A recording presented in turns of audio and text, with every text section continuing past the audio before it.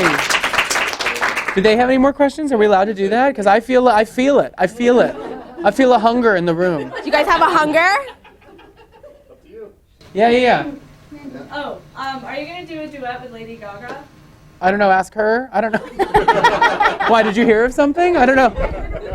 No, I don't think there's anything. She wrote a song on my last album. Oh, really? Yeah, she wrote Fever.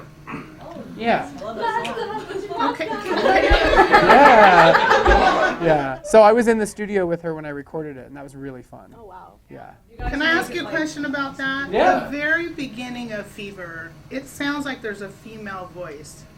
Is that Gaga? It might be. I don't know. It might be a computer. I think it's like a computer voice. I always wondered, because I Yeah. thought if she was there with him, I wonder if she No, the producer, this guy named Jeff Basker, did that. I don't know where he got it. It was just a trippy kind of sound. I think Okay, it's I just always like a wondered. sound bite. I'm like, I wonder if that really is But maybe her. maybe it is her because it says mine. So maybe she's like Yeah. my song, mine. I don't know.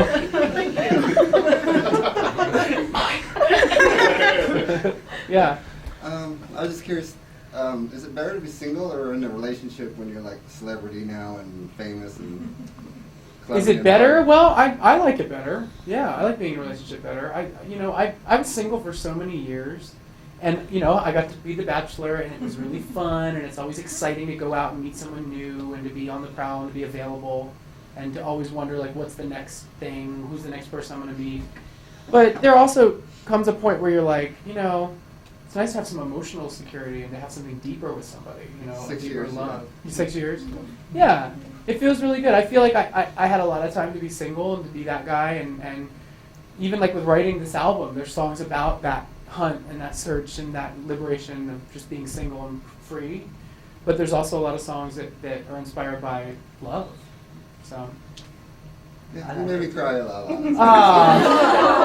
that's what's so cool about this album. I think you guys will hear is that it's kind of bipolar. Like the first half of it is very it's kind of sassy, funky. It's got a lot of attitude, a lot of swagger. It's it's fun dance music. It's proud. It's cocky. It's a little bit promiscuous. And then the second half of the album is definitely. It's a bit more. It's deeper. It's darker. It's more serious. It's it makes you think. I hope it makes you feel. Good. And I think what's so cool about it is that all the songs are written from first person perspective. Like I'm writing it about how I feel about it and what I'm going through. But at the end of the day, I think all the songs are kind of about what we all go through, no matter who we are, no matter what our orientation is, our age, our religion, our sex, our race. There's a lot of universal ideas in the album. Thanks. So I hope that at the end of the day what that proves is that it doesn't matter that I'm Adam, this kind of wacky, weird kid that wears eye makeup sometimes and dresses like a fool. You're normal, everyone else is weird. But do you know what I'm saying? Thank you. So it's saying that like even though I'm kind of crazy, I go through the same. I'm just like you. I'm actually the boy next door. I just have a costume on. So, yeah. Yeah. What do you think is the one thing that someone can do for themselves, like the most important thing somebody can do for themselves, like on the inside, just to make them? That's a pretty big question. I don't know. That's broad. I mean, I think you just gotta listen to your heart. I mean, it sounds a little cliche, but you have to trust your own instincts sometimes. If you're hanging out with a friend that's not right for yours, like making you feel bad about yourself or doing bad things, and gotta listen to yourself and be like, peace. Deuces. Yeah. And sometimes, I think sometimes socially, like with our friendships and in our relationships, one of the best things we can do at times is just cut ties. If something's toxic and it's not good for you, say peace out and walk away from it. Sometimes you have to. Oh, that's the best advice. No, it's true. It's hard to do because you feel bad and you feel obligated to people sometimes, but you gotta put yourself first sometimes, Thank you. Yeah. When does the advice column come out? I know. Next on Oprah, after the break. Yeah. Anybody else? Any other questions? Oh, we have one.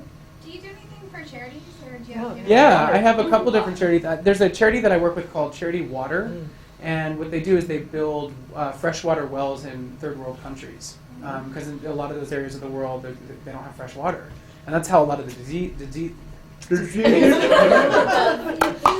That's how a lot of the diseases. Yeah, I know exactly. Oh wow. Metro PCS Lounge. Commercials too. And it's ice cold.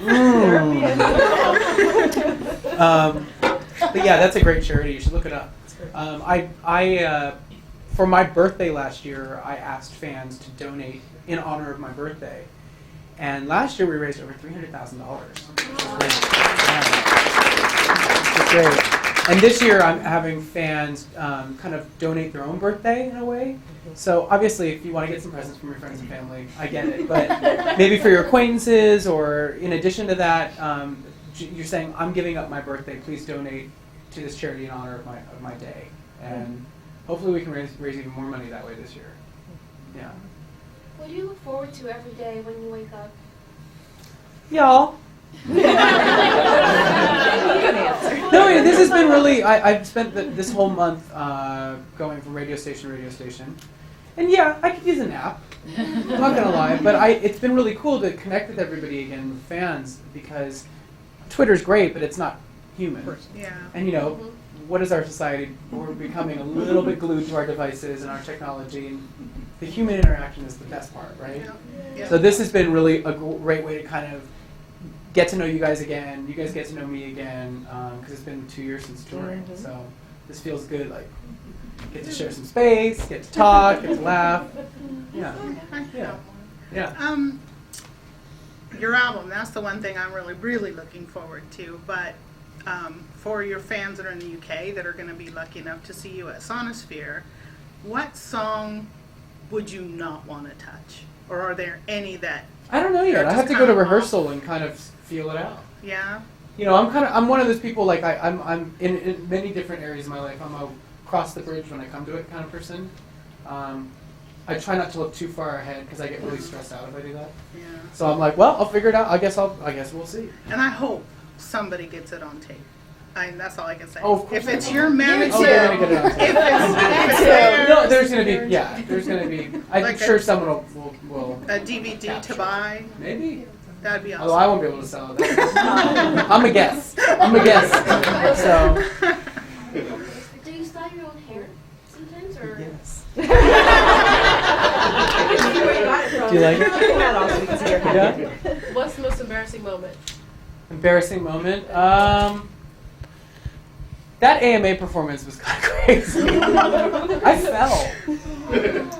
I never fall on stage, and I fell. I like tripped and rolled, and talk about being in your head after that. I was like, oh my God, it's fell. So yeah, that was a lot. I thought it was part of the performance. The roll? No, that was not staged. I'm not an acrobat. Not in that suit. I wouldn't have planned the roll. Yeah. What's your favorite 80s song? 80s song? Yeah.